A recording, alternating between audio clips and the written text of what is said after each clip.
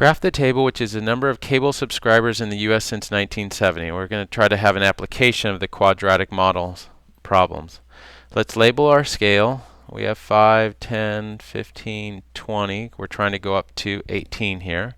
Here we need to go to 44 at least, and we have 5, 10, 15, 20 on this as well, so we probably need to go by 3s in order to make it fit. If we only went by 2s, it would only go to 40. So let's plot them. We have 4, 9.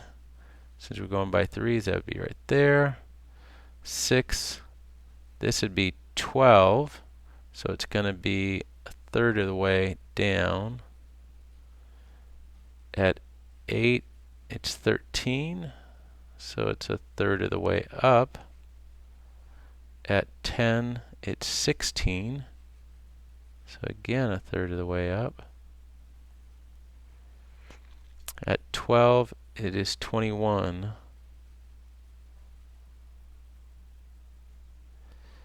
At 14, it's up at 30. At 16, it's up at 38. 3, 6, so a third of the way down. And then at 18, it's up at 44.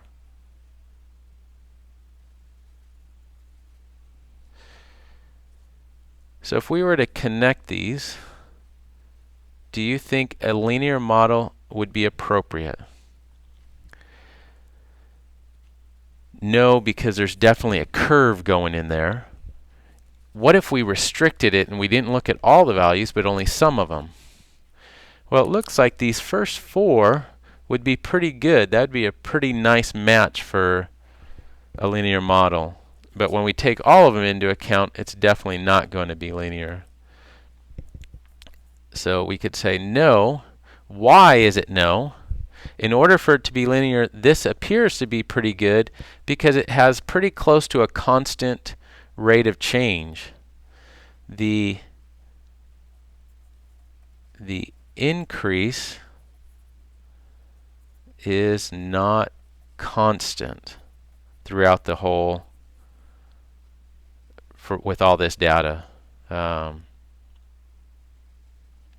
right, so let's take a look at C. We're going to derive a quadratic model using t equals 4, 10, and 16. Well, where are we going to get that? Here's our data.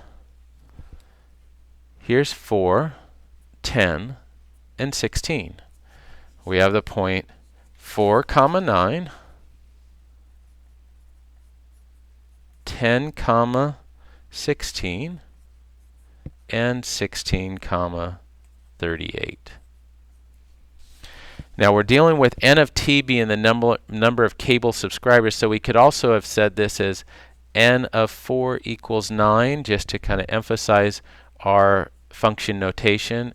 N of 10 equals 16, and n of 16 equals 38. So let's go through and derive it. We have our general equation, which would be n of t equals a times t squared, since our variable is t and not x, b times t plus c. So we'll have 9 equals 4 squared would be 16a plus 4b plus c. 16 equals 10 squared, which would be 100a plus 10b plus c.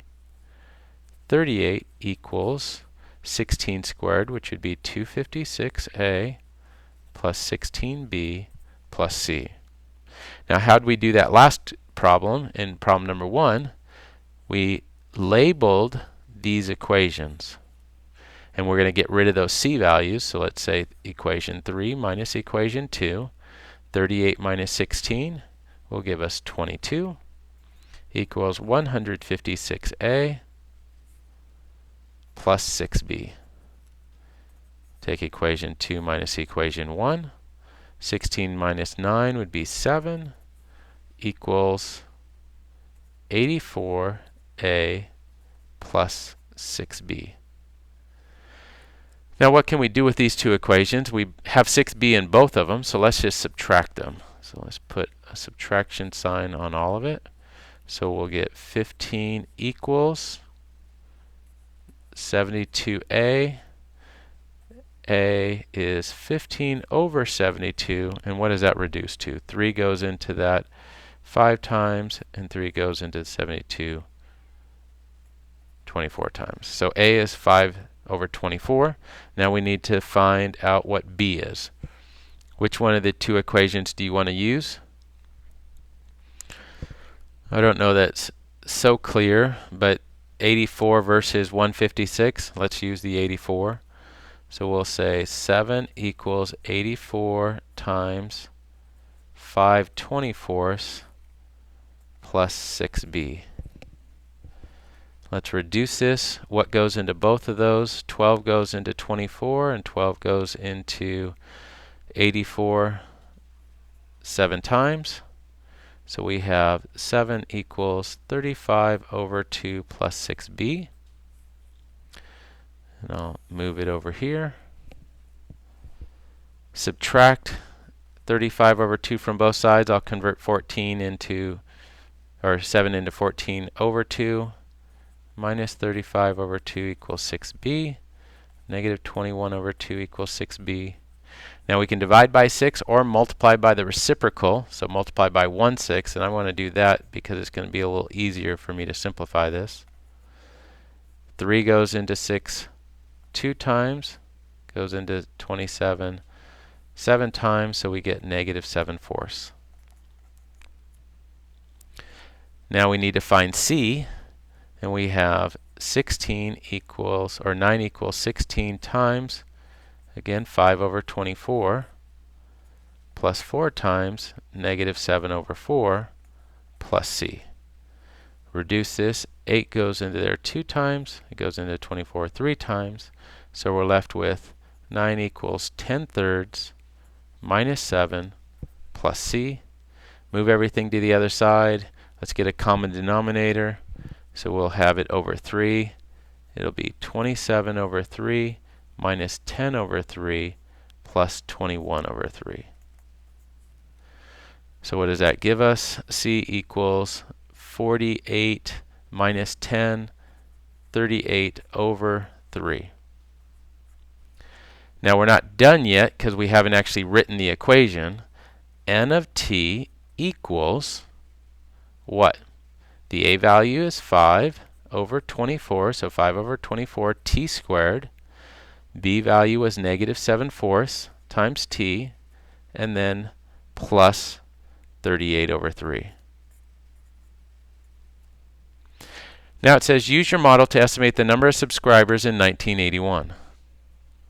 Remember on the other, look back at the sheet, it said that that table was the number of cable subscribers in the US since 1970. So what is our t value to represent 1981? It would be 1981 minus 1970. Our t value would be 11 in this case. So what we want to do is find n of 11. Now, I didn't use a calculator on the previous part, but on this one, it's okay. They're not very nice fractions to deal with. So if you plug this in, you could just type it on your calculator, 5 24ths times 11 squared minus 7/4 times 11 plus 38 over 3, and you get 18.625. So approximately 19, and what was the units for it? Million subscribers.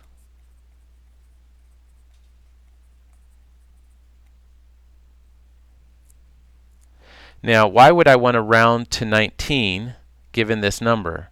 If you look back at our table, all of these are whole numbers. So they're rounded to begin with. And since they're already rounded, well, let's go ahead and round this answer as well.